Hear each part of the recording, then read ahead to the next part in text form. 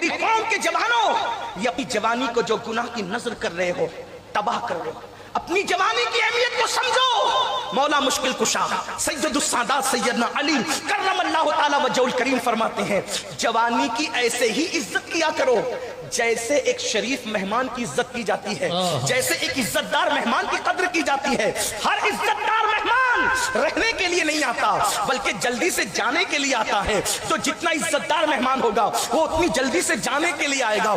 اے میرے عزیز، جس طرح مہمان بہت دنوں تک نہیں رہتا بلکہ مہمان تو عام طور سے 3 دن سے زیادہ رہ بھی نہیں پاتا، اور جو 3 دن سے زیادہ رہے وہ مہمان ہوتا بھی نہیں۔ اللہ اکبر، جس طرح مہمان 3 دن سے زیادہ نہیں رہتا اسی طرح جوانی 3 سال سے زیادہ کسی کے پاس نہیں رہتی۔ ہاں، ان خوبصورت آنکھوں کی تراوٹ پر اترانے والوں، اللہ اکبر، خوبصورت گالوں پر غرور اور تکبر کرنے والوں، ہاں، ان جوانی میں اپنے جسم کو، اللہ اکبر، اپنے جسم کو اللہ کی امانت نہیں بلکہ خود کا اثاثہ سمجھ کر کے غرور اور گھمنڈ سے زمین پر پیر پٹک پٹک کر چلنے والوں، ناچنے والوں، گانے والوں، بے وقت سونے والوں، مسجدوں کو ویران کرنے والوں، عورتوں پر پاپ کی نظریں ڈال کر، عورتوں پر پاپ کی نظریں ڈال کر زنا کے منصوبے بنانے والوں، لڑکیوں سے ناجائز دوستی کر کے اپنی جوانی کی راتوں کو ضائع کرنے والوں، سن لو، جیسے ہر مہمان آ کر کے چلا جاتا ہے ویسے یہ جوانی بھی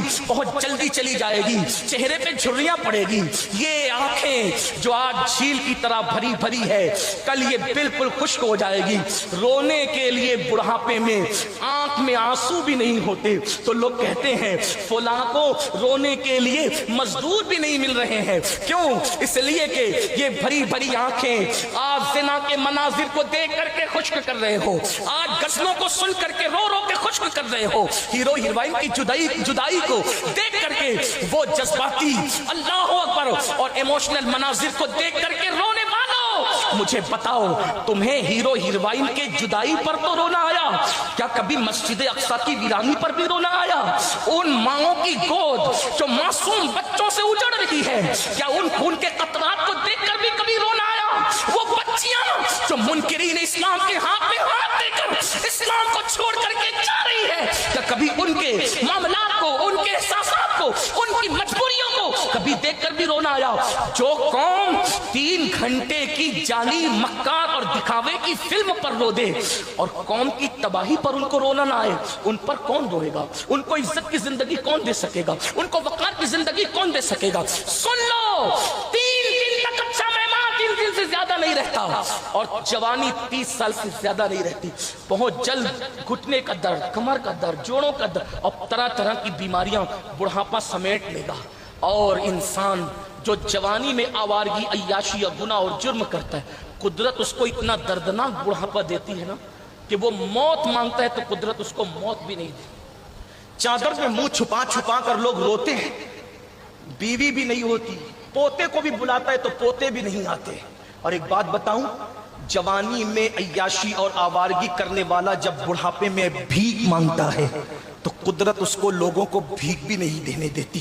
سید الطائفہ جنید بغدادی رضی اللہ تعالیٰ مریدوں کے ساتھ بغداد کی مارکیٹ سے گزر رہے تھے، ایک بڈھا بھیک مانگ رہا تھا، کوئی اس کو بھیک بھی نہیں دے رہا تھا، تو اس بڈھے کو دیکھ کر مریدوں نے کہا، مرشد کتنا سخت دل ہو گیا ہے بغداد کہ ایک بڈھے کو اس کی کٹورے میں کوئی بھیک بھی نہیں ڈالتا۔ جنید بغدادی نے فرمایا، جاؤ جا کر تحقیق کر لو، اس بڈھے نے جوانی میں بڑے گل کھلائے ہوں گے، بڑی گندگی کی ہوگی، بڑی آوارگی کی ہوگی، بڑے پاپ کیے ہوں گے۔ جب تحقیق کی گئی تو پتہ چلا کہ سرکار جنید بغدادی جیسا کہہ رہے تھے ویسی ہی بات سچی ہے۔ اندازہ فرمائیں، جوانی میں آوارگی کرنا، زنا کرنا، لڑکیوں کے ساتھ بستر پر راتوں کو رنگین کرنا، یہ لوگوں کو آسان لگتا ہے، مگر سن لو، میرے اللہ کی کتاب پکار پکار کر کہہ رہی ہے، ان بطش ربک لشدید، تیرے رب کی پکڑ بڑی سخت ہے۔ میرے رب کی پکار کتاب پکار پکار کر کہہ رہی ہے، ان عذاب ربک لواقع،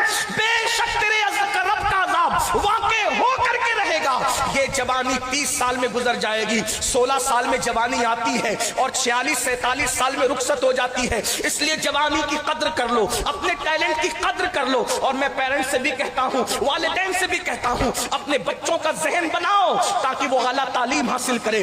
अब कम से कम इस नीयत से इल्म की तरफ बढ़ो कि कौम का ईमान बचाना है, कौम का अकीदा बचाना है। और मैं अपने बुजुर्गों से भी ये हाथ जोड़ के कहना चाहता हूँ, सिर्फ ये कह करके हमारी जिम्मेदारी पूरी नहीं होगी कि अपना ईमान बचाओ। ईमान बचाने के जितने तकाजे हैं वो सारे तकाजों को हमें वाज़े करना होगा कि हम ईमान किस किस महाज पर बचा सकते हैं। इसलिए कि अब कोई एक महाज नहीं है कि हम सिर्फ उसी पर गुफ्तगू करें। अल्लाह अकबर, हजारों महाज सांप के मुंह की तरह मुंह खोल करके खड़े हुए हैं। हमें हर तरफ अल्लाह अकबर अपनी कौम को होशियार करना है। इसलिए मैं अपने जवानों से कहता हूं, आओ गुनाह की जिंदगी से हिजरत कर लो, आओ गुनाह की जिंदगी से तौबा कर लो, आओ गुनाह की जिंदगी से निकल जाओ। शराब, शबाब, ढोल, ताशे, डीजे, गाने, फिल्में, ये सब छोड़ दो। मेरे एक अजीज ने मुझसे कहा, आप हीरो की इतनी मुखालफत क्यों करते हो? इसलिए कि बहुत सी फिल्में तो ऐसी भी है कि उसमें वो बहुत इबरत का दर्स दे जाते हैं। हमने कहा हमने कभी नहीं देखा।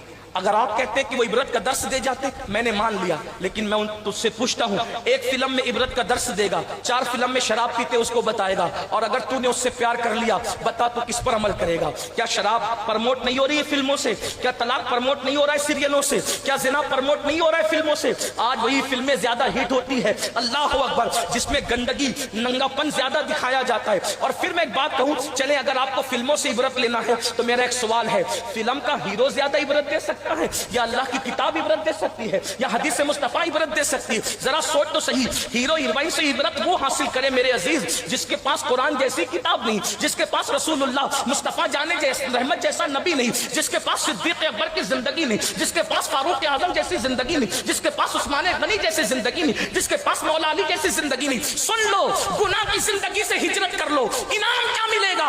और ये भी कह दूं, आज लोग नेकियों पे तवज्जो कर रहे हैं, नेकियों पे तवज्जो करने की बजाय हमें गुनाह से बचने पर मेहनत करनी होगी इंशाअल्लाह। इसलिए कि नफिल रोजे, नफिल नमाजें, तिलावत कुरान, ये सब की अहमियत अपनी जगह है, मगर याद रखो गुनाह से बचो, क्योंकि अल्लाह के रसूल सल्लल्लाहु अलैहि वसल्लम फरमाते हैं, जो जवान अपने आप को गुनाह से बचाता है, अल्लाह उसको 70 सिद्दीकों का सवाब अता फरमाता है।